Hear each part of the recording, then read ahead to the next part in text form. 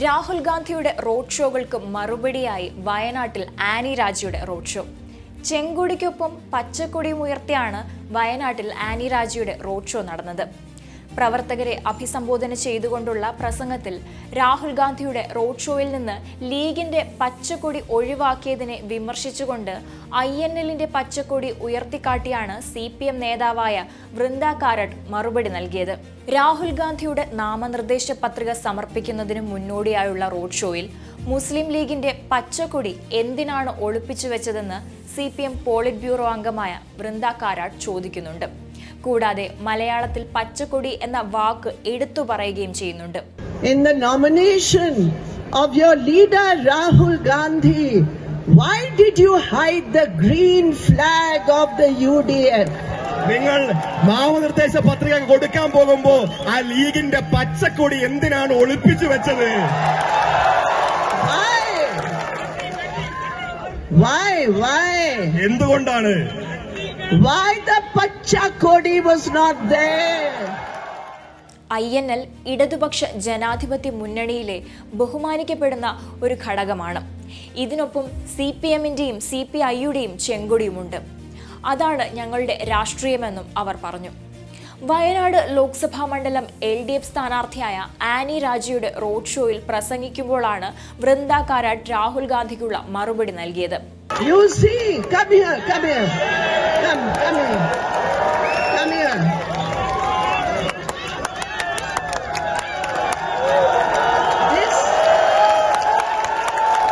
This, one minute.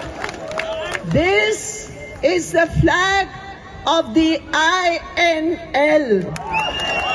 The INL is a respected member of the LDF. Here we have the Pachakodi of the INL. There we have the Chengodi of the CPM and the CPI. We will fight on politics. We do not bow down before the BJP RSS threats. My dear friends, we have put the most important demands in our manifestos. The CPI, the CPM, the LDF. എന്താണ് BJPയുമായി നേരിട്ടൊരു പോരാട്ടത്തിന് കോൺഗ്രസ് തയ്യാറാവാത്തതെന്ന് വ്യക്തമാക്കണമെന്നും വൃന്ദ കാരാട്ട് ആവശ്യപ്പെടുന്നുണ്ട്. രാഹുലിനെ പേരെടുത്തു പറയാതെയായിരുന്നു വൃന്ദ കാരാട്ടിന്റെ ഈ വിമർശനം. അമേഠിയും റായ്ബറേലിയും ഉപേക്ഷിച്ചു പോവുകയാണോ എന്നും Wayanad MP അവിടെ പത്രിക നൽകുമോ എന്നും വൃന്ദ കാരാട്ട് ചോദിക്കുന്നുണ്ട്. കഴിഞ്ഞ 5 വർഷം വയനാട്ടിൽ ഒരു MP ഇല്ലായിരുന്നു. ഇനി വയനാടിന്റെ MP ആനി രാജയാണ്. നിങ്ങൾക്ക് വേണ്ടത് ഒരു പാർട്ട് ടൈം MP ആണോ അതോ മുഴുവൻ സമയം MP ആണോ എന്നും വൃന്ദ കാരാട്ട് തുറന്നടിച്ചു. ചെങ്കൊടിക്കൊപ്പം പച്ചക്കൊടിയും ഉയർത്തിവീശിയുള്ള റോഡ് ഷോയിലെ ആവേശ പ്രകടനവും പ്രചാരണത്തിൽ തുടക്കം മുതലുണ്ടായിരുന്ന മേൽക്കൈയും എടുത്തു പറയേണ്ടതുണ്ട്. കാരണം രാഹുൽ ഗാന്ധിയെ സംബന്ധിച്ചിടത്തോളം മുൻപ് അദ്ദേഹം കേരളത്തിൽ വരുമ്പോൾ ഉണ്ടായിരുന്ന തരംഗമൊന്നും ഇത്തവണ ഉണ്ടായിട്ടില്ല. കൂടാതെ രാഹുൽ ഗാന്ധിക്കെതിരെ ഒരു ജനവികാരം ഇപ്പോൾ വയനാട്ടിൽ നിലനിൽക്കുന്നുണ്ട്.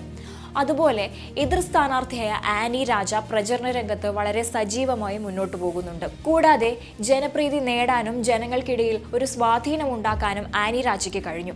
ഇതെല്ലാം തന്നെ വോട്ടാകുമെന്ന പ്രതീക്ഷയിലാണ് ഇടതുപക്ഷം. പ്രചരണത്തിലെ ആർജവും ആവേശവും റോഡ് ഷോയിലും പ്രകടമായിരുന്നു. രാഹുൽ ഗാന്ധി ഇളക്കിമറിച്ച തിരിവുകളെ സംഘടനാ സംവിധാനങ്ങൾ കൊണ്ട് മറികടക്കാനാണ് LDF ശ്രമിക്കുന്നത്. എന്നാൽ അതേസമയം തന്നെ കൊടികൾ പൂർണ്ണമായും ഉപേക്ഷിച്ചുകൊണ്ടായിരുന്നു രാഹുൽ ഗാന്ധി പങ്കെടുത്ത UDFന്റെ കോഴിക്കോട് റാലിയും നടന്നത്. കൊടികൾ ഒഴിവാക്കി മുൻപും UDFന്റെ റോഡ് ഷോ നടന്നിട്ടുണ്ട്. കോൺഗ്രസിന്റെയും മുസ്ലിം ലീഗിന്റെയും കൊടികൾ ഒഴിവാക്കിയാണ് രാഹുൽ ഗാന്ധിയുടെ കൽപ്പറ്റയിലെ റോഡ് ഷോ നടത്തിയത്. ലീഗിന്റെ കൊടികൾ ഒഴിവാക്കണമെന്ന് കഴിഞ്ഞ തവണ കോൺഗ്രസ് നിർദ്ദേശം നൽകിയത് വലിയ രീതിയിൽ വിവാദമായിരുന്നു. മുസ്ലിം ലീഗ് കൊടികൾ ഉപയോഗിച്ചത് ഉത്തരേന്ത്യയിൽ തിരിച്ചടിയായെന്ന് കോൺഗ്രസിൽ അഭിപ്രായമുണ്ടായിരുന്നു. ചിഹ്നമുള്ള കൊടികൾ മാത്രം പ്രചാരണത്തിൽ മതിയെന്ന നിർദ്ദേശം നൽകിയത് കോൺഗ്രസ് ദേശീയ നേതൃത്വമായിരുന്നു.